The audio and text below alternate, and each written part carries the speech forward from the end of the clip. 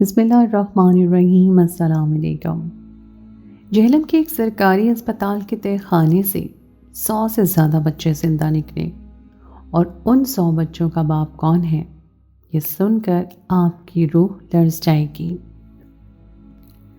زندگی کبھی کبھی انسان کو ایسی ایسی چیزیں دکھاتی ہے اور سکھاتی ہے کہ اس نے کبھی اس کے بارے میں تصور بھی نہیں کیا ہوتا۔ میرے ساتھ بھی ایسے ہی ہوا۔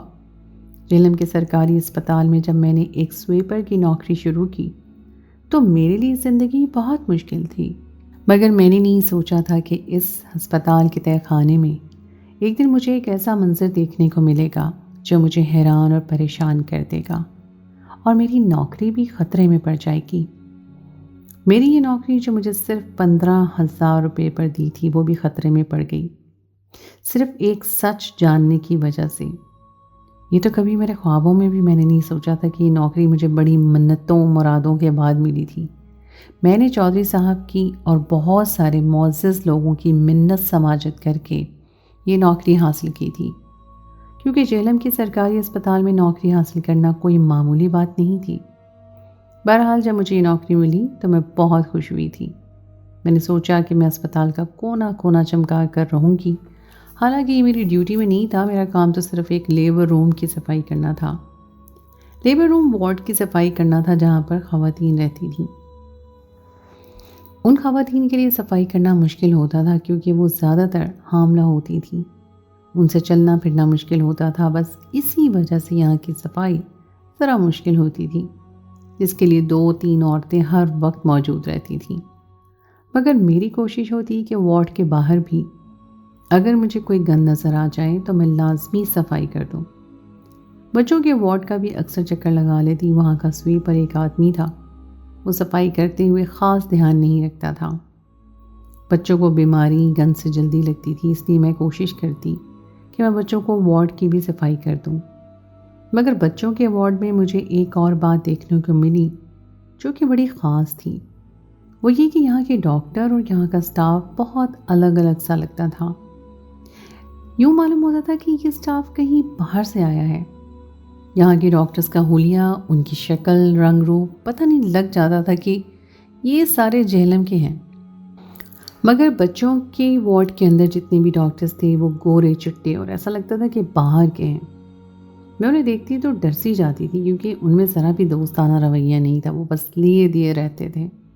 کوئی بات پوچھو تو جواب دیتے تھے، ورنہ زیادہ تر اپنے کام سے کام رکھتے تھے، جبکہ باقی لیڈی ڈاکٹرز وغیرہ بہت نرم رویہ رکھتی تھیں۔ خیر ایک دن پیٹریوٹکس وارڈ میں کام کرتے ہوئے مجھے سویپر شاکر نے کہا کہ تم یہاں نہیں آیا کرو، یہاں تمہاری ضرورت نہیں ہے، جب ہمیں تمہاری ضرورت ہوگی تو ہم تمہیں بلا لیں گے۔ مجھے اس کی یہ بات بڑی عجیب سی لگی تھی، یہ تو سویپر ہو کر بھی نخرے دکھا رہا تھا۔ پیٹریوٹکس وارڈ کا ہر ایک شخص بڑے عجیب رویے اور بڑے عجیب غرور میں رہتا تھا۔ ان کو یہ زوم تھا کہ شاید ہم الگ قسم کے لوگ ہیں، جبکہ ان کی صرف چمڑی سفید تھی۔ یہ لوگ شاید دوسرے شہر سے آئے تھے، اس لیے ان کے رنگ سفید تھے۔ بہرحال میں نے ان کی بات کو زیادہ سر پہ سوار نہیں کیا، کیونکہ ان کی اوقات بھی میری جتنی ہی تھی۔ وہ مجھے کوئی حکم نہیں دے سکتا تھا کہ میں کہاں آؤں کہاں نہ آؤں۔ خیر میں اس وارڈ میں جب بھی چکر لگتا صفائی کر لیا کرتی تھی۔ ایک دن میں نے شاکر کو مشکوک کام کرتے دیکھا اور وہ سیڑھی اترتا نیچے کی طرف جا رہا تھا۔ ان سیڑھیوں کے نیچے کیا تھا میں نہیں جانتی تھی، کیونکہ آج تک کبھی میری یہ ہمت ہی نہیں ہوئی کہ میں اس سیڑھیاں پھلانگ کر نیچے جاؤں، اور ویسے بھی یہاں تو بیسمنٹ ہی ہوگی۔ میں نے دل میں سوچا آج تک تو میں نے کبھی اسپتال کے نیچے کوئی دوسری منزل نہیں دیکھی، یعنی کہ یہ اسپتال کی پہلی منزل تھی، اور اب ظاہر ہے اس کے نیچے تو کچھ بھی نہیں ہو سکتا۔ میں شاکر کا پیچھا کرنے کے لیے اس کے ساتھ ساتھ ابھی قدم بڑھائے ہی تھے کہ اس نے پیچھے مڑ کر دیکھا تو میں وہاں سے بھاگ گئی۔ شاکر پہلے ہی بہت مغرور، ضدی اور بدتمیز قسم کا آدمی تھا۔ میں اسے کوئی بات نہیں کرنا چاہتی تھی، کیونکہ جب بھی کوئی بات کرتی تو وہ مجھے ایسے ٹکا سا جواب دے کر چلا جاتا کہ میرا منہ لٹک کر رہ جاتا۔ میں نے سوچا کہ میں شاکر سے کوئی بات نہیں کروں گی۔ میں نے ایک اور عورت سے پوچھا جو کہ یہاں سویپر کا کام کرتی تھی۔ میں نے کہا میں نے شاکر کو اسپتال کے نیچے جاتی سیڑھیوں پر دیکھا تھا، وہ نیچے کی طرف جا رہا تھا، جبکہ نیچے تو کوئی منزل ہی نہیں ہے، پھر وہ کہاں جا رہا تھا؟ میری بات سن کر اس نے ٹال دیے، کہنے لگی کہ یہ تو تمہیں ہی پتہ ہوگا، تم ہی ہر وقت شاکر کے پیچھے پیچھے رہتی ہو، مجھے تو نہیں پتا کہ وہ اسپتال میں کہاں کہاں پھرتا ہے، نہ میں نے کبھی پھر اس کی خبر رکھی۔ یہ سن کر میں بہت شرمندہ ہو گئی، حالانکہ یہ میرے جیسی سویپر تھی مگر اس کی عقل مجھ سے زیادہ تھی۔ جب بھی کوئی بات کرتی تو بڑی سمجھداری والی کرتی تھی، جبکہ مجھے ہر وقت تجسس رہتا تھا، میں کسی نہ کسی چیز کی ٹو میں لگی رہتی تھی۔ مگر کہتے ہیں کہ انسان بنا وجہ کسی چیز کے پیچھے نہیں جاتا، کوئی نہ کوئی سچ ہوتا ہے جسے قدرت اس کی آنکھوں کے سامنے بے نقاب کرنا چاہ رہی ہوتی ہے۔ شاید میرے ہاتھوں بھی ایک خفیہ سچ کو بے نقاب ہونا ہی تھا۔ قدرت نے مجھ سے یہ کام لینا تھا، تبھی میرے اندر ایک تجسس اور ایک لگن پیدا ہو گئی۔ میں شاکر کا پیچھا تو نہیں کرتی تھی، مگر مجھے وہ سیڑھیوں والا راستہ نظر ضرور آ گیا تھا۔ ایک دن شاکر کے ساتھ ساتھ میں بھی انہی سیڑھیوں کو پھلانگتی نیچے کو جانے لگی۔ شاکر نے جب دیکھا کہ میں اس کے پیچھے پیچھے آ رہی ہوں تو یکدم رک گیا۔ کیا ہو گیا تمہیں؟ تم تو بالکل میرے پیچھے ہی پڑ گئی ہو، میں نے تو تمہیں مذاق میں 2-4 باتیں کیا کر دیں، تم سنجیدہ ہو گئی میرے لیے۔ شاکر کی بات سن کر مجھے برا لگا۔ میں تمہارے پیچھے نہیں آ رہی شاکر، مجھے تو بس یہ دلچسپی ہوتی ہے کہ تم جاتے کہاں ہو، جبکہ نیچے تو کچھ بھی نہیں ہے۔ میں جہاں بھی جاؤں تم میری ماں نہیں ہو، نہ ہی میری بیوی ہو جو میرے پیچھے پیچھے پھرتی رہتی ہو، جان چھوڑو میری۔ اس نے یہ بات کہہ کے میرا دل توڑ دیا تھا۔ میں کون سا اس کے پیچھے پاگل ہو رہی تھی، نہ ہی شاکر میں کوئی دلچسپی رکھتی تھی، مگر اس نے تو میرے کھڑے کھڑے بے عزتی کر دی تھی۔ یہ بات بڑی عجیب سی تھی، مجھے دکھ بھی ہوا کہ شاکر جیسے آدمی نے میری بے عزتی کر دی، حالانکہ اسے ایسا کرنا نہیں چاہیے تھا، جبکہ وہ میرے جیسا ایک سویپر ہی تھا۔ مجھے کیا پڑی تھی کہ میں اپنے جیسے جھاڑو مارنے والے کے پیچھے پڑ جاتی۔ ظاہر ہے مجھے کسی اپنے سے بہتر شخص کی تلاش ہونی تھی، مگر شاکر کا دماغ تو آسمانوں پر تھا۔ اس دن تو میں وہاں سے واپس آ گئی، لیکن 2-3 دن کے بعد میں نے ایک ڈاکٹر کو بھی انہی سیڑھیوں سے نیچے اترتے دیکھا تو تجسس میرے دل میں پھر سے سر اٹھانے لگا۔ میں نے وہاں کھڑی ایک اور لڑکی سے پوچھا جو کہ نئی نئی ہاؤس آفیسر تھی۔ میں نے اسے پوچھا کہ یہ سیڑھیوں سے نیچے اتر کر کون سا راستہ جاتا ہے؟ اس نے مجھے سختی سے جھڑکار بولی، تمہیں زیادہ ہی دلچسپی ہونے لگی ہے اسپتال کے معاملات میں، تم بس صفائی پر دھیان دیا کرو۔ اور ہاں، میں نے شاکر سے کہا بھی تھا کہ تمہیں منع کرے، تم یہاں کیوں آتی ہو؟ جبکہ تمہاری ڈیوٹی گائنی وارڈ میں ہے تو تم بچوں کے وارڈ میں کیوں آتی ہو؟ بچوں کے وارڈ کی ذمہ داری شاکر کی ہے، وہی دیکھے گا، دوبارہ تو مجھے یہاں نظر نہ آؤ۔ سب کے منع کرنے پر اب میرا تجسس مزید بڑھ چکا تھا۔ میں جاننا چاہتی تھی کہ وہ سیڑھیاں کس طرف جاتی ہیں۔ ظاہر ہے وہ راستہ کہیں جا ہی رہا تھا، تبھی شاکر اور دوسرے تیسرے ڈاکٹر وہاں جاتے تھے۔ میں نے سوچ لیا کہ میں کل پھر سے نظر بچا کر وہ سیڑھیاں اتر کر نیچے جاؤں گی اور دیکھوں گی کہ وہاں کیا ہے۔ اگلے دن جمعے کا دن تھا، میرے لیے یہ موقع بہت اچھا تھا۔ میں نے سوچا کہ آج میں اسپتال کے اندر موجود ان سیڑھیوں پر ضرور جاؤں گی، نیچے جا کر دیکھوں گی کہ وہاں کیا ہے۔ شاکر بھی جمعہ پڑھنے گیا تھا، اس لیے مجھ پر نظر رکھنے والا کوئی نہیں تھا۔ سیڑھی سے نیچے اتر کر نظر بچا کر جب میں اندر کی طرف گئی تو دیکھا وہاں ایک دروازہ تھا، کالے رنگ کا دروازہ جسے میں کھول کر نہیں پا رہی تھی کہ دروازے پر کسی قسم کا کوئی ہینڈل نظر نہیں آ رہا تھا۔ دروازے کو پکڑ کر پیٹا نہیں جا سکتا تھا کیونکہ ایسا کرنے سے شور پیدا ہوتا، جبکہ وہ دروازہ لوہے کا تھا۔ میں اسے کھولنے سے قاصر تھی کہ تبھی مجھے اندر سے ایک آواز سنائی دی۔ پہلے تو مجھے لگ رہا تھا کہ اس دروازے کے آگے کچھ نہیں ہے، صرف ایک دیوار ہے، مگر جب مجھے اندر سے آواز آئی تو یقین ہو گیا کہ یہ دروازہ کھولا جا سکتا ہے۔ پھر جیسے ہی میں نے دروازے کو غور سے دیکھا تو پتہ چلا یہاں درمیان میں ایک دیوار سی ہے۔ میں نے اسے دھکا دیا تو وہ لوہے کی دیواریں آگے پیچھے ہونے لگیں، یوں وہ مکمل کھل گیا اور آگے کا منظر واضح ہونے لگا۔ مگر اس بار پہلے کہ میں مزید اندر جاتی، پیچھے سے مجھے شاکر کی آواز سنائی دی، خبیث عورت، تم باز نہیں آتی؟ میں نے تمہیں کتنی بار یہاں آنے سے منع کیا اور تم ہو کہ تم باز ہی نہیں آتی۔ آج کیا کر رہی ہو؟ کس کا جنازہ ڈھونڈنے کے لیے تم یہاں آئی ہو؟ نکلو یہاں سے ورنہ میں سب کو بتا دوں گا کہ تم کیا کرتی ہو۔ شاکر کی گرجدار آواز سنتے ہی میں وہاں سے نکل آئی۔ شاکر مجھے خون خوار نظروں سے گھور رہا تھا۔ یہاں پر موجود تہہ خانے کا پتہ مجھے چل چکا تھا اور میں یہ بات جان چکی تھی کہ اسپتال کے نیچے ایک بہت بڑا تہہ خانہ موجود ہے جو کسی بیسمنٹ کی طرح ہے. وہاں پر کچھ لوگ ہیں جو رہتے ہیں. کیونکہ مجھے ایک عورت کی چیخ واضح سنائی دی تھی. ایک عورت کی آواز بھی آ رہی تھی. میں سوچنے لگی کہ یہاں پر کوئی عورتیں قید ہیں. جبھی تو مجھے شاکر یہاں جانے سے روکتا ہے. جب بھی میں جانے کی کوشش کرتی ہوں تو میرے پیچھے پڑ جاتا ہے اور طرح طرح کی باتیں کرتا ہے. لیکن میں نے سوچ لیا تھا کہ اب یہ بات میں اپنے حد تک رکھوں گی، بلکہ کسی اور کو بھی نہیں بتاؤں گی. اگلے دن میں اکیلی نہیں تھی. میرے ساتھ سیکیورٹی گارڈ منظور بھی تھا، جسے میں نے ساری بات بتا دی. منظور کہنے لگا کہ شاکر تمہیں روکنے والا کوئی نہیں ہوتا. کل جب میں جاؤں گا تو اس کی ہمت نہیں ہوگی کہ وہ تمہیں کچھ کہے، کیونکہ وہ ایک سویپر ہے، جبکہ میں سیکیورٹی گارڈ ہوں. میرا عہدہ بھی اس سے زیادہ ہے. تو تم فکر نہیں کرو. منظور کو بھی اب اسپتال کے تہہ خانے میں دلچسپی ہونے لگی تھی. اسی لیے اگلے دن ہم لوگ ایک دوسرے کے ساتھ مل کر اس تہہ خانے تک جا پہنچے. شاکر نے جب ہمیں دیکھا تو اسے شک ہو گیا. آ کر کہنے لگا کہ تم لوگ وہاں کیوں جا رہے ہو؟ تب سیکیورٹی گارڈ منظور نے کہا کہ تم اپنے کام سے کام رکھو. میں کسی سیکیورٹی کی وجہ سے جا رہا ہوں اور تم ایک سویپر ہو. اپنی حد میں رہو. بس یہ بات سننا تھی کہ وہ غصے میں آ گیا اور بولا کہ میں جا کر سب کو بتاؤں گا کہ تم لوگ تہہ خانے میں جا رہے ہو. پتہ نہیں کیا کرنا چاہتے ہو. منظور نے شاکر کی باتوں کی کوئی پرواہ نہیں کی. ہم لوگ گئے.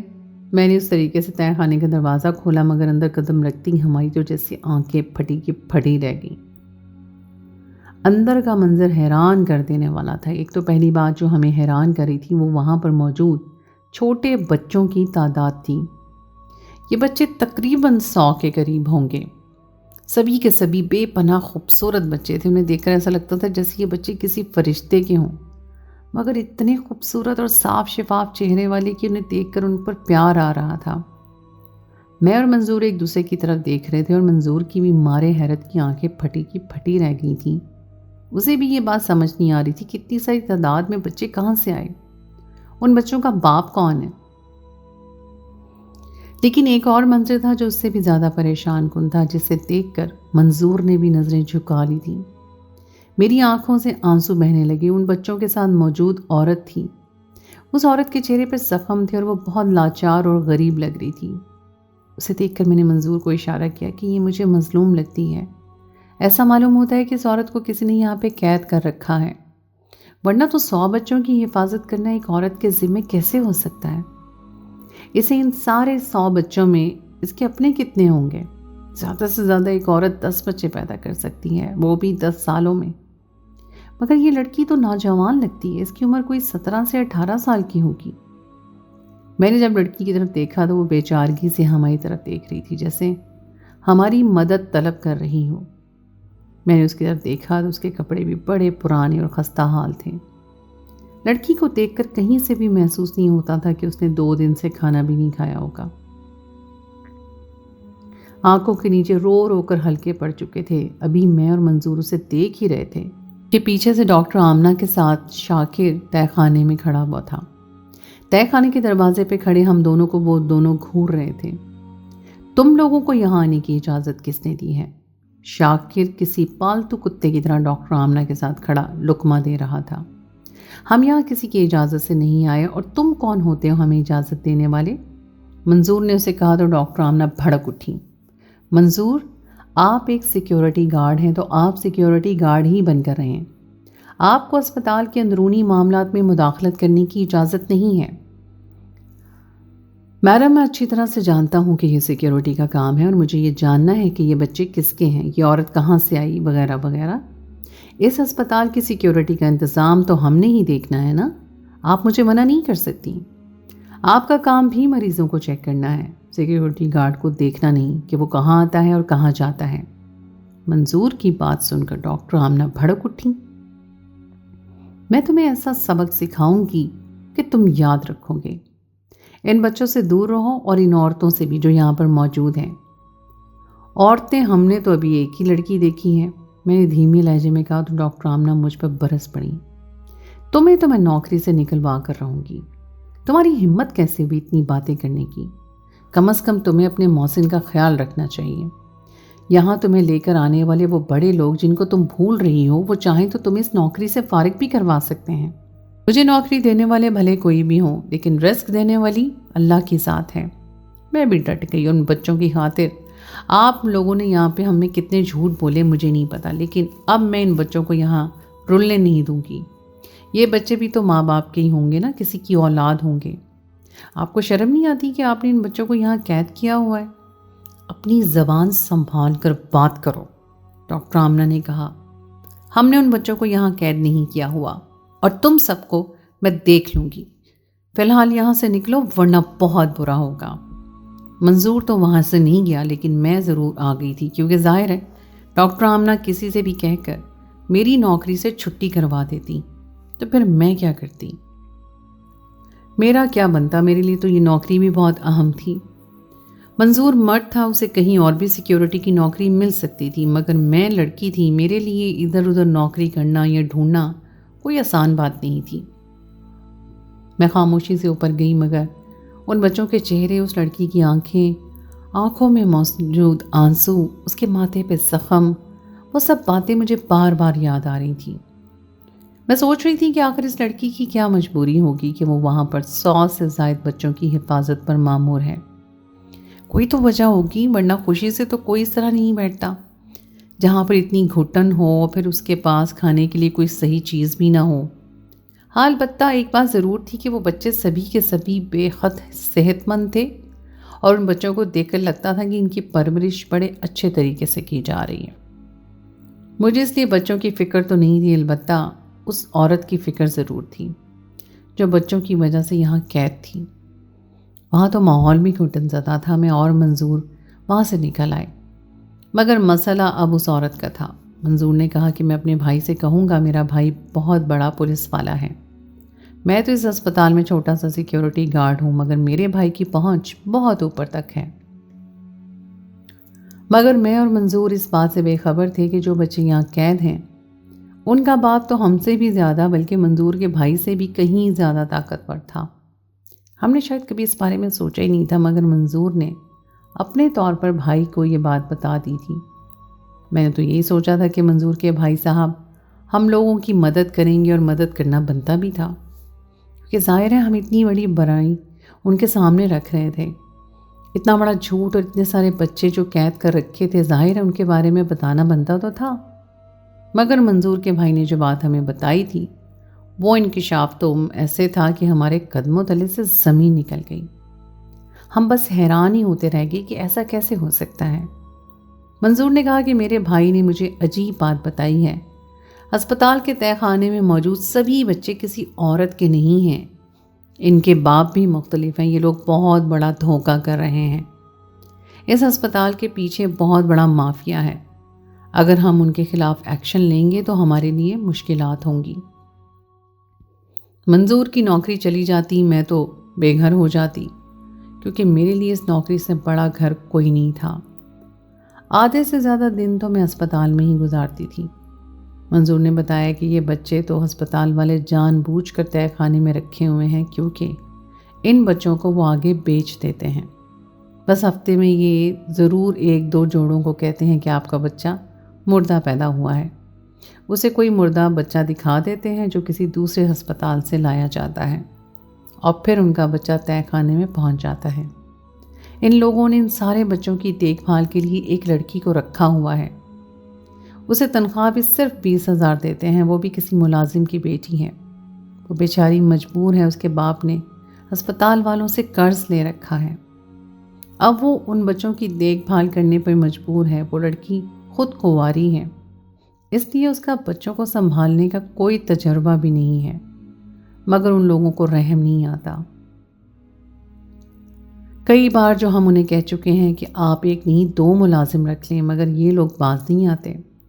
منظور کی زبانی یہ باتیں سن کر میرا تو کلیجہ کانپ گیا۔ میں سوچنے لگی، جو لوگ اپنے بچوں کو کھو دیتے ہیں یہ سوچ کر کہ ہمارا بچہ اس دنیا میں مردہ پیدا ہوا ہے، ان کا کیا حال ہوگا اگر وہ یہ جان لیں کہ ان کا بچہ تو زندہ ہے، ہسپتال کے تہہ خانے میں اپنی قیمت لگنے کا انتظار کر رہا ہے۔ یہ تو بہت ہی غلط اور غیر اخلاق کی بات تھی، مگر کہتے ہیں نا کہ ہر انسان کہیں نہ کہیں مجبور ہوتا ہے۔ میں اور منظور بھی اپنی نوکری کی وجہ سے مجبور تھے، ورنہ میں ایک ماں کو خود جا کر بتاتی کہ تمہارا بچہ مرا نہیں، ہسپتال کے تہہ خانے میں ہے۔ خدا ایسے درندوں کو قیامت کے دن پوچھے جو ایک ماں کا آنگن کھلنے سے پہلے ہی اجاڑ دیتے ہیں۔ تو دوستو، یہ تھی میری آج کی کہانی۔ امید ہے آپ کو آج کی کہانی پسند آئی ہوگی۔ کہانی اچھی لگے تو اس کو لائک ضرور کیجیے، اپنے دوستوں کے ساتھ، رشتہ داروں کے ساتھ شیئر کیجیے، اور اگر آپ نے ابھی تک میرے چینل کو سبسکرائب نہیں کیا تو اس کو فوراً سبسکرائب کر لیجیے، ساتھ ہی لگے بیل آئیکن کو پریس کر دیں تاکہ آپ کو میری آئندہ آنے والی کہانی کا نوٹیفیکیشن پر وقت مل سکے۔ اگر آپ اس کہانی کے متعلق کوئی رائے دینا چاہتے ہیں تو you are more than welcome. اگلی کہانی تک کے لیے مجھے دیجیے اجازت۔ خدائے پیمان۔